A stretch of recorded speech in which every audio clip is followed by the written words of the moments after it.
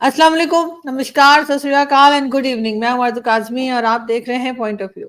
हमारे साथ हैं जी वसीम अल्ताफ साहब, सब सर को जानते हैं और आज हम 14 अगस्त भी है यानी कि इंडिपेंडेंस डे। वैसे तो खैर बहुत से लोग बर्थडे भी कह रहे हैं, क्रिएशन डे कह रहे हैं, बहुत कुछ कहा जा रहा है। बहुत शुक्रिया सर, क्या जा पाए, thank you so much. Thank you ji. कैसे देखते हैं सर आज आप पाकिस्तान को? कल हमारे एक इंडियन दोस्त जो थे उन्होंने मुझे बुलाया था अपने चैनल पे और वो कह रहे थे पाकिस्तान कहाँ खड़ा है। मैंने कहा पाकिस्तान तो खड़ा ही नहीं है, पाकिस्तान बैठ गया है। तो आपको क्या लगता है कि ये 77 ईयर्स के बाद पाकिस्तान कहाँ खड़ा है और क्या ये लोग पाकिस्तान जो बनाया गया था, बताया गया था कि किस वजह से बनाया जा रहा है, तो चला पाए या जो आइडिया था जो भी उस वक्त बताया गया था 1947 में वो नहीं हो पाया आपके ख्याल से?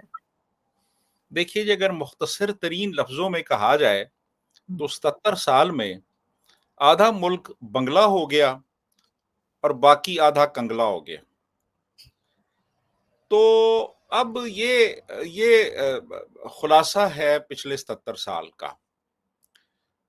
तो बेसिकली तो मुल्क इसलिए बनाया गया था कि यहाँ जो मुसलमान हैं उनको सिक्योरिटी होगी हर तरह से। सिक्योरिटी की सूरत हाल ये है कि 80,000 से ज़्यादा लोग यहाँ पे मारे जा चुके दहशतगर्दी के नतीजे में। ये कहा गया था जब मुल्क बनाया गया जी कि खुशहाली होगी।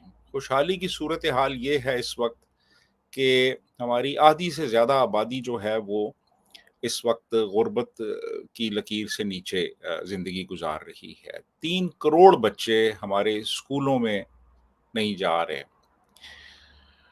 अच्छा, पीने का साफ पानी मैसर नहीं है 80% आबादी को। IMF से कर्जा ना मिले तो हम चंद महीने नहीं गुजार सकते। अरबों रुपया डेली बेसिस पे कर्ज लिया जा रहा है हुकूमत का निज़ाम चलाने के लिए। हमारा कोई बॉर्डर ऐसा नहीं है जो इस वक्त हम कहें कि महफूज हो। हमारे ताल्लुकात हमसायों से तो खराब हैं ही, उन लोगों से भी इस वक्त अच्छे नहीं हैं जो कि हमें इमदाद देते रहे, हमें कर्ज देते रहे, हमारे मुल्क में मुख्तलिफ तरक्याती प्रोजेक्ट्स को फाइनेंस करते रहे। हमारा पासपोर्ट जो है इस वक्त दुनिया में 4th वर्स्ट पासपोर्ट समझा जाता है। हमारे नीचे सिर्फ सोमालिया है, सीरिया है और गालिबन अफगानिस्तान, और उसके बाद फिर हमारी बारी यानी आती है। यानी दुनिया के बहुत से पसमानदा तरीन मुल्क जो हैं उनके पासपोर्ट की वैल्यू भी हमारे पासपोर्ट से ज़्यादा है। शख्सी आज़ादी किस हद तक है ये आप भी जानती हैं, मैं भी जानता हूँ। आपकी किसी भी बात पे आपको डिजिटल दहशत गर्द डिक्लेयर किया जा सकता है। और वो जो पीको ऑर्डिनेंस पास हुआ था उसकी सेक्शन 10 के मुताबिक डिजिटल दहशत गर्द की जो सज़ा है वो 5 करोड़ रुपया जुर्माना और 14 साल कैद या ये दोनों सजाएं हैं। अब आपको किसी भी बात पे कोई डिजिटल दहशत गर्द करार दे सकता है। तो ये एक मुख्तसर सा एक एक खाका मैंने आपके सामने पेश किया है 77 साल के बाद कि हम किस मकाम पे पहुंचे हैं, हमारी इस वक्त क्या सूरत हाल है। यानी इस वक्त मुल्क सियासी बहरान का शिकार है, मुआशी बहरान का शिकार है और समाजी तौर पे मुल्क टूट फूट रहा है। जी आरजू। सर इस्लामिक कंट्रीज को अगर देखा जाए उसमें हम कहाँ खड़े हैं? हमें तो ओआईसी के मेंबर हैं, बड़ा कहा जाता है कि जी इस्लामिक कंट्रीज जो हैं वो बड़ी ताकतवर हैं, वो हमारा कहाँ तक साथ दे रही हैं आपके ख्याल से? देखिए, एक चीज़ आप समझ लीजिए कि महज इस्लाम के नाम पे कोई ब्लॉक नहीं बन सकता। ये इज्तमाही तौर पे हर मुल्क देखता है कि हर मुल्क इनफरादी तौर पे देखता है कि उसके अपने क्या मफादात हैं, और जो भी किसी मुल्क के मफादात होते हैं वो उन्हीं को सामने रख के किसी ब्लॉक के अंदर शमूलियत इख्तियार करता है। महज़ इस वजह से जी कि हम मुसलमान हैं और सऊदी भी मुसलमान हैं और मिस्री भी मुसलमान है और अफ़गान भी मुसलमान है और हम सारे जो हैं हमारे मफ़ादात मुश्तरक हैं, ऐसा नहीं है। हर एक के अपने इनफ़रादी मफ़ादात हैं और उन्हीं मफ़ादात की रोशनी में ममालिक जो हैं वो अपने बैनुल-अक़वामी तल्लुकात बनाते हैं या बिगाड़ते हैं। तो महज़ इस्लाम जो है वो कोई एक बाइंडिंग फ़ोर्स नहीं हो सकता, ये तारीख़ ने साबित किया है। आप यही देख लें कि आपका जो कश्मीर इश्यू है, उसमें कितने इस्लामी ममालिक आपके साथ खड़े हैं? 1 होगा या 2 होंगे बस, 56-57 है इस वक़्त, 1 या 2, इससे ज़्यादा तो नहीं है। जो आप वो अपना मफ़ाद देखेंगे वो। तो बात ये है कि मेरे ख़्याल में ये महज़ एक कह लें कि एक दिखावे की चीज़ है जी कि हम इस्लामी मुल्क हैं, तो इस्लामी मुल्क हमारे साथ हैं, तो इस्लामी ममालिक जो हैं वो कोई रोल प्ले करेंगे। हमें तो सऊदी अरेबिया और यूएई भी अब पैसे देने को तैयार नहीं है, जो हमारे करीबी एलाय थे एक ज़माने में, वो भी हुँ। अब मुँह दूसरी तरफ उन्होंने फेर लिया है। चीन भी नाराज़ है, अमेरिका की स्ट्रॉन्ग रिज़र्वेशंस हैं, ईरान, अफ़गानिस्तान तो ख़ैर वैसे ही हमसे नालाँ हैं, उनको तो हम दोस्त मुल्क भी नहीं कह सकते और बाकी पीछे रह गया इंडिया, तो इंडिया जो है वो तो हम उसको अज़ली दुश्मन कहते हैं और एक बांग्लादेश था, वो उसके खिलाफ भी हमारी पार्लियामेंट में एक करारदाद मंज़ूर हुई, तो वो भी कोई खुश नहीं है हमसे। श्रीलंकन थे, वो उनका एक बंदा हमने मार दिया, तो वो भी नाराज़ हैं। ठीक है? तो मुझे आप मगर बताइए कि फिर पीछे कौन सा मुल्क रह जाता है इस खित्ते में? लेकिन सर कोई अचीवमेंट ऐसी जो पाकिस्तान ने इन सालों में की हो, नाराजगी तो सबसे ले ली है, सभी को नाराज कर दिया है, लेकिन कोई अचीवमेंट आपको नजर आती है, चाहे वो आइटम बॉम्ब ही क्यों ना हो, क्या वो अचीवमेंट के तौर पे दिखाए जा सकते हैं? अगर कोई पूछे कि 77 ईयर्स में कोई एक दो अचीवमेंट्स बता दें पाकिस्तान की। देखिए अचीवमेंट भी है और अचीवमेंट हम्म। जो है वो ये है कि अब जो हमारी नौजवान नस्ल है, वो ज़्यादा एनलाइटेंड है। हम्म। उनकी जो एक्सेस है वो इन्फॉर्मेशन तक है। वो आर्टिफ़िशियल इंटेलिजेंस के साथ इंटरैक्ट कर रहे हैं।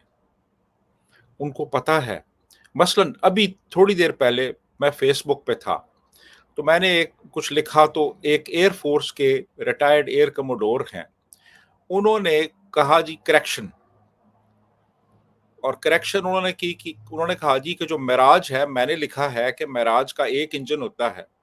अब सॉरी मेराज के 2 इंजन होते हैं, तो मेराज का तो 1 इंजन होता है।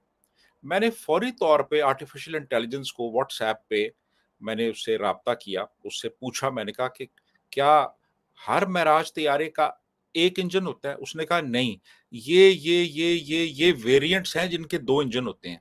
तो मैंने उनको जवाब दिया, मैंने वो पूरा वो वहाँ से कॉपी पेस्ट कर दिया मैंने और मैंने हम्म। कहा जी कि मेराज ये वो सारे मेराज तैयारे हैं जिनके 2 इंजन होते हैं। तो फिर वो लिखते हैं जी, हाँ, आर्टिफ़िशियल इंटेलिजेंस ने लोगों का काम बड़ा आसान कर दिया है। तो मैंने लिखा जी कि आप भी बेहतर था कि आर्टिफ़िशियल इंटेलिजेंस से ये कंसल्ट कर लेते कोई वर्डिक्ट देने से पहले। और ये वो शख्स हैं जो कि 30 साल से ज़्यादा एयर फ़ोर्स में जहाज़ उड़ाते रहे हैं।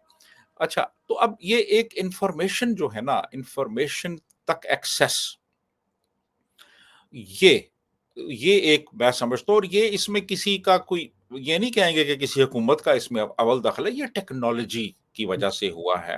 टेक्नोलॉजी ने ग्रो किया है, टेक्नोलॉजी ने इवॉल्व किया है।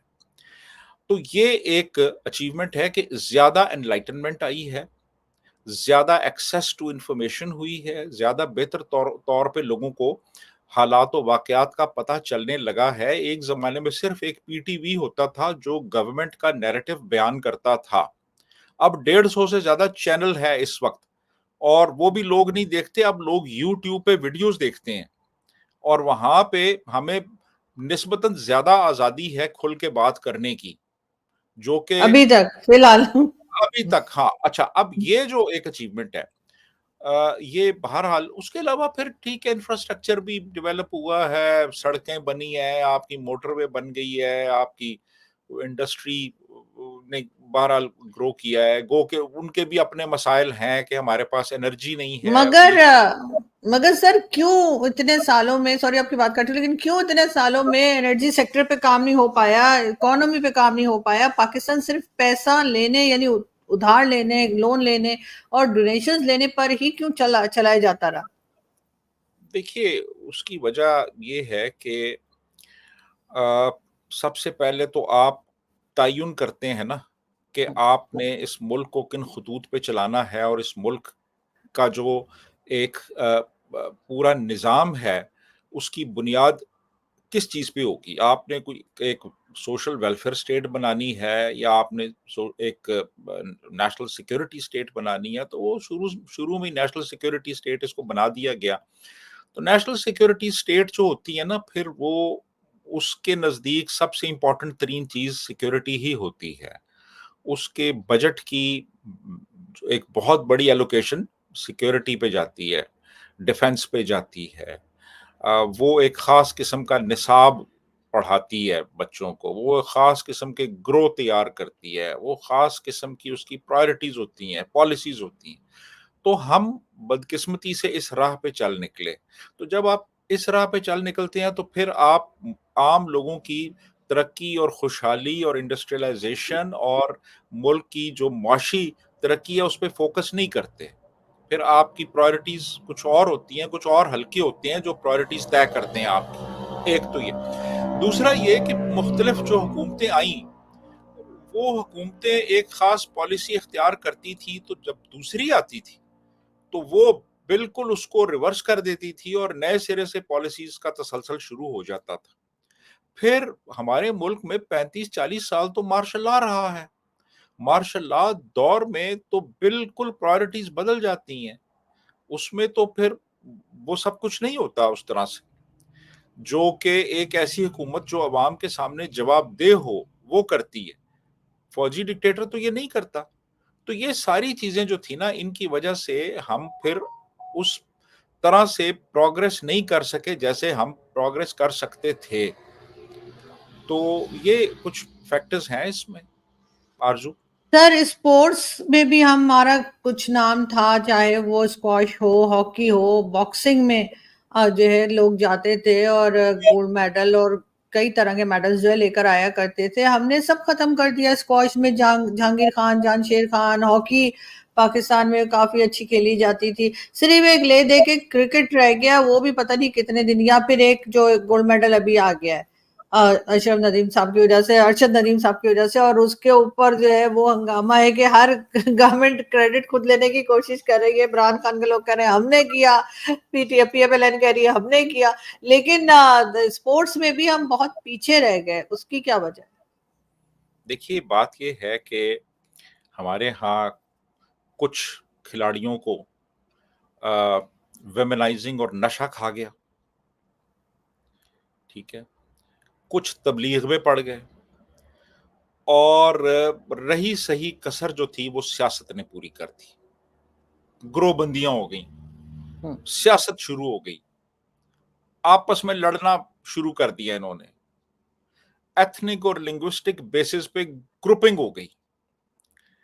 फिर उन्होंने तबलीग शुरू कर दी। यार, वो वक्त जो आप तबलीग पे सर्फ कर रहे हो, वो आप प्रैक्टिस करो, उसकी प्रैक्टिस नहीं करनी, तबलीग करनी है। तो क्रिकेट का तो बेड़ा गर्क हो गया इस तरह से। स्क्वॉश में हमारे अच्छे खिलाड़ी थे, लेकिन वो भी एक दौर था और उस दौर में उनको पैट्रोनाइज किया गया, उन्होंने अच्छी स्क्वॉश खेली, लेकिन उसके बाद वो भी खत्म हो गया। हॉकी जो थी, हॉकी में हमने वही ट्रेडिशनल तरीका अपनाए रखा। दुनिया बहुत आगे चली गई, हर चीज़ साइंटिफिकली होने लगी कि यार हॉकी खेली कैसे जानी चाहिए। तो हॉकी में भी वो कर्म हो गया। ठीक है जी। तो ये हॉकी थी, स्क्वॉश था, क्रिकेट था, ये तीन ही थे ना। बॉक्सिंग में भी थे सर, बॉक्सिंग भी था मेरे को इतना बीच खास तो में। मुझे एक आध बॉक्सर भी अच्छे निकले थे, वो थे। आजकल भी बेचारे स्टेटमेंट दे रहे हैं कि उनको 35 साल पहले प्लॉट का कहा गया था, आज तक नहीं मिला। वो नहीं, लेकिन अपने रोल कर रहे हैं। हम कभी भी इंटरनेशनल सतह के हुसैन बॉक्सर, शाह या ऐसा कुछ नाम था, हाँ, हुसैन शाह। लेकिन वो इंटरनेशनल लेवल के तो नहीं थे ना वो। हाँ। तो बहरहाल ये मेन स्क्वॉश, हॉकी, क्रिकेट। तो अब आप खुद देख लें कि स्क्वॉश में इस वक़्त कोई काबिल ज़िक्र खिलाड़ी नहीं है इंटरनेशनल लेवल का। हॉकी की टीम हमारी फ़ारिग हो गई है, और क्रिकेट आपके सामने है, जो क्रिकेट हम खेल रहे हैं, वो उसकी अभी सियासत ही हुँ, तय नहीं हो रही उसमें। उसमें ये तय नहीं हो रहा जी मैनेजर कौन होगा, और उसमें कोच कौन होंगे, और वग़ैरह, वग़ैरह। तो ये सारे मसाइल रहे हैं हमारे हॉकी के साथ। ये जो अभी लड़का है, मियाँ चन्नू का, ये इसकी अपनी इंडिविजुअल एफर्ट है कि इसने अपने तौर पे इनिशिएटिव लिया, और फिर ये वहाँ पे मेहनत करता रहा, फिर कुछ अच्छे कोच इसको मिल गए, और फिर ये गया बाहर और जाके इसने गोल्ड मेडल जीत लिया है। Individual effort. हुँ। बाकी अब हो ये रहा है कि जनाब वो तबलीगी जमात वाले जो हैं वो भी क्रेडिट ले रहे हैं। अच्छा जी, फिर उसके बाद एक सियासी जमात के लोग वो भी क्रेडिट ले रहे हैं। फिर हमारे जो मियाँ साहब हैं, वो भी क्रेडिट लेना चाह रहे हैं। उसके बाद फिर कुछ और इदारे, वो भी क्रेडिट लेना चाह रहे हैं। अच्छा जी। फिर वो मैं फ़ेसबुक पे देख रहा था जी कि अरशद नदीम सुखेरा, हमारा फ़ख्र, अरशद नदीम जट, फ़ख्र जट बरादरी, अरशद नदीम गुजर, फ़ख्र गुजर बरादरी, अरशद नदीम राजपूत जंजुआ, फ़ख्र जंजुआ बरादरी। तो अब वो हर कोई अरशद नदीम के साथ अपने आप को चिपका के तो क्रेडिट लेना चाह रहा है कि जी ये तो जी हमारा हमारा बंदा है जिसने ये गोल्ड मेडल जीता है। तो वो अभी बेचारा सर जी। अभी सर एक पंजाब गवर्नमेंट का एक कमर्शियल चल रहा था टीवी पे, थोड़ी देर पहले, आपसे बात करने से कुछ देर पहले उन्होंने 14 अगस्त के लिए बनाया है। तो उसमें वो मरियम नवाज भी नजर आ रही हैं, चीफ मिनिस्टर। फिर उन्होंने कई लोगों का दिखाया है, कोई रोड पे जा रहा है फ्लैग लेके, कोई बाइक पे जा रहा है, फिर कुछ सिख कम्युनिटी के लोग दिखाए कि वो 14 अगस्त मना रहे हैं। फिर उसके बाद एक हिंदू पूरे पंडित बना के खड़े कर दिए उन्होंने ना, वो उनका ड्रेस पूरा और पूरा गेटअप वो करके, उस शक्ल से पता लग रहा है कि वो हिंदू नहीं है। मैंने कहा इनको कोई हिंदू मिला नहीं कम्युनिटी से, कोई इनको दस्तयाब नहीं थे कि वो ये कमर्शियल में ले लेते, ये दिखाने के लिए कि हम तो माइनॉरिटी का बड़ा ख्याल करते हैं जी, पाकिस्तान की माइनॉरिटी बड़ी खुश है। और वो कमर्शियल अगर आप देखें तो आप खुद भी मतलब समझ जाएंगे कि ये एक्टिंग हो रही है, ये असल में ये हिंदू रिलीजन के या हिंदू कम्युनिटी से नहीं है। मुझे तो कम से कम इतना ही लगा। अब ये वैसे करके कुछ साबित करें तो और बात है, लेकिन इतना फेक, इतना हमने माइनॉरिटी का क्या हाल कर दिया इतने सालों में। हम्म। नहीं, ये एक्चुअली वो जो बचपन में पाकिस्तान स्टडीज की किताबें जिन्होंने पढ़ी हैं उनके तो वही कॉन्सेप्ट्स हैं ना उसी किस्म के। हम्म, मतलब इनके नजदीक हिंदू जो है ना वो बिल्कुल गंजा होता है, और उसकी एक लठ यहाँ पे ऐसे आ रही होती है, और उसने एक पीले रंग की वो साड़ी नुमा उसने एक वो लिबास पहना हुआ होता है साड़ी टाइप का, और कोई गेरवा हाथ, कलर में। हाँ, और कोई पता नहीं कोई कटोरा सा हाथ में होता है और उसमें पानी होता है और वो जा रहा होता है, और वो ये ये उनके ज़हन में यही है कि बस ये ऐसे ही होता है। तो मतलब ये कि वो दिमाग बंद हुए हुए हैं, कुछ पता नहीं है, सोचना नहीं है, फ़िक्र नहीं तफक्कर नहीं करना। तो वो तो फिर ये इसी किस्म के स्टीरियोटाइप्स बने हुए हैं ना, तो उन्हीं स्टीरियोटाइप्स को लेके चल रहे हैं। कोई क्रिएटिवली सोचना भी नहीं है ना। मगर जी। ये 77 इयर्स में पाकिस्तान में जो मुल्लाइज्म है या मुल्ला है, उन्हें बहुत ताकतवर कर दिया गया। ऐसा क्यों हुआ? ऐसा इसलिए हुआ ना जी कि इन इन लोगों से इन्होंने काम लिए, इनको इस्तेमाल किया, और ये इस्तेमाल हुए, और फिर इन्हीं मुलाओं में से इन्होंने मिलिटेंट निकाले, उनकी बाकायदा ऑर्गेनाइजेशंस बनाई गई, पैट्रोनाइज किया गया, उनको फिर इस्तेमाल किया गया, उनको अफगानिस्तान में इस्तेमाल किया गया, उनको कश्मीर में इस्तेमाल किया गया, उनको ईरान में इस्तेमाल किया गया। तो जब आप इन लोगों को ढील देते चले जाते हैं, इनको इस्तेमाल करते हैं, तो फिर एक वक़्त आता है कि वो अपने तौर पे भी एक बहुत बड़ी एक फ़ॉर्मिडेबल फ़ोर्स बन जाते हैं, और वो बन गए।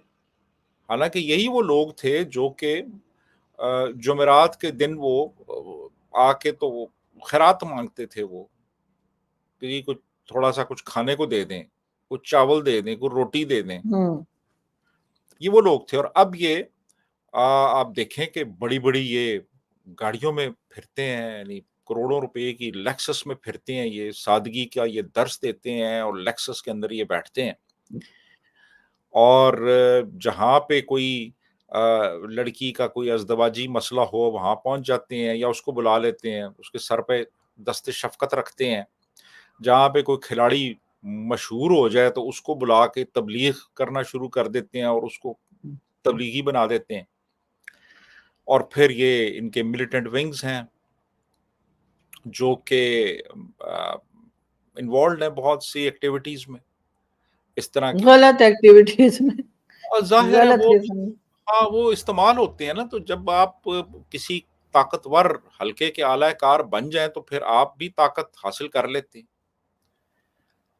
तो ख़ास तौर पे जो ये अफ़गान वॉर जब हुई ना, ये जब सोवियत यूनियन ने इन्वेड किया है, तो उस वक़्त तो फिर मज़हब को बड़ी भरपूर अंदाज़ में इस्तेमाल किया गया। इन लोगों को इस्तेमाल किया गया। मज़हब के नाम पे जंग लड़ी गई, जिहाद का कॉन्सेप्ट उसमें इंट्रोड्यूस करवाया गया। तो उस दौर में काफ़ी ज़्यादा जो मौलवी थे ना, वो उन्होंने पावर गेन की। बिल्कुल। तो अभी इस वक़्त बहुत से ऐसे ग्रोह जो हमारी रियासत के लिए थ्रेट बने हुए हैं, ये वही लोग थे जिनको के बनाया गया, पैट्रोनाइज़ किया गया, इस्तेमाल किया गया। तो अब वो बज़ाते खुद एक बहुत बड़ी एक फ़ॉर्मिडेबल एक ताकत के तौर पे वो बन चुके हैं। एक उनकी एक अपनी एक हैसियत है इस वक़्त। जी, आरज़ू। बिल्कुल ऐसा ही है, लेकिन सर बहरहाल आगे बढ़ते हुए या ठीक होते हुए फिलहाल तो दिखाई नहीं दे रहे, चीजें जो है पहले से ज्यादा बिगड़ती हुई दिखाई दे रही हैं। थैंक यू सो मच कि आज आपने ज्वाइन किया, बहुत शुक्रिया। Thank you.